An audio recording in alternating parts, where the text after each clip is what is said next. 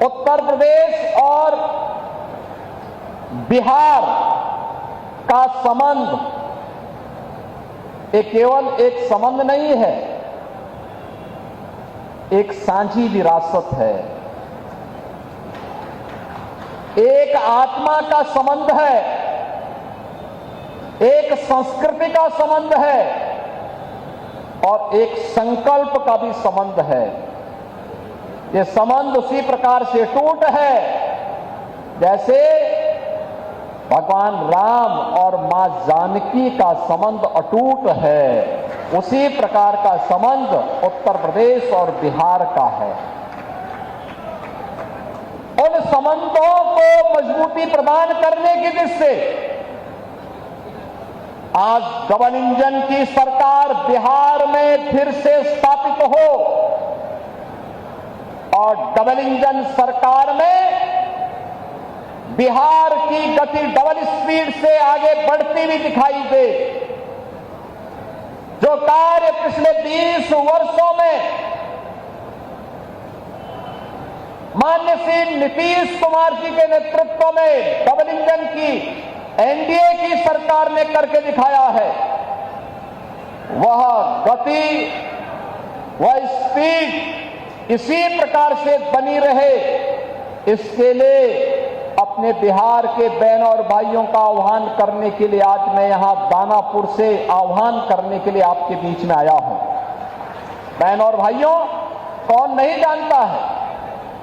1990 से 2005 तक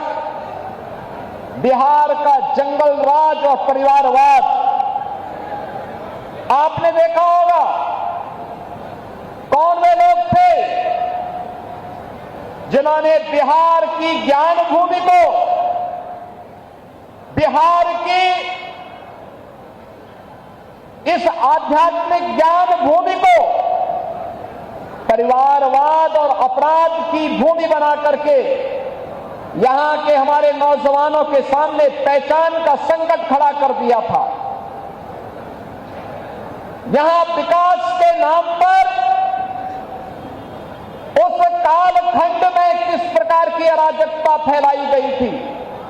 एक किसी से छुपा हुआ नहीं। विकास के नाम पर यहां पर पेशेवर गुंडे और माफियाओं को सत्ता का संरक्षण 1990 से 2005 के बीच में प्रदान करके पूरे बिहार के विकास को बाधित कर दिया गया था। बिहार के नागरिकों के सामने, बिहार के नौजवानों के सामने पहचान का संकट खड़ा हो गया था और वह व्यक्ति बिहार से प्लान कर रहा था जिसके मन में एक भाव था बिहार के बारे में कुछ करने की, बिहार को आगे बढ़ाने की और बिहार की अपनी उस परंपरा को जिसने कभी भारत को नेतृत्व दिया था, भारत के स्वर्ण युग को लाने का अवसर जिस बिहार ने दिया था, अपने पूर्वजों की स्थापना को पुनर्स्थापित करने का जो जज्बा था, उस जज्बे को उस कालखंड में किस प्रकार से रौंदने का काम हुआ था, यह किसी से छुपा हुआ नहीं। और इसीलिए पिछले 20 वर्ष में बिहार को उस कलंक से मुक्त करने का काम एनडीए की सरकार ने जिस प्रभावी ढंग से किया है, आज डबल इंजन की ये भारतीय जनता पार्टी एनडीए की सरकार बिहार के अंदर उसको और प्रभावी ढंग से आगे बढ़ाने के लिए